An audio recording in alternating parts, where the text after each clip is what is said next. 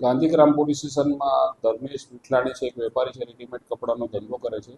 તેમને બીએનએસ કલમ 316(5) 54 મુજબની ફરિયાદ આપેલી છે. તેમાં હકીકત એવી છે કે શબ્બીર કાસમાણી છે, અગાઉ તેમના ત્યાં કામ કરતા હતા અને એમના ભાગીદાર છે આસિફ લાખાણી. તો એ બંને વ્યક્તિઓએ એમને લાલચ આપેલી કે આપણે ડ્રાયફ્રૂટનો ધંધો કર્યો તો તેમાં પ્રોફિટ સારો થયો છે, જેથી આ બાબતે ધર્મેશભાઈ અજય ગેલાને એમને પ્રોફિટ સારો મળશે એ લાલચે 40 લાખ જેટલું ઇન્વેસ્ટમેન્ટ કરેલું અને આ સામેવાળાએ છે થોડા થોડા ચેકો આપેલા.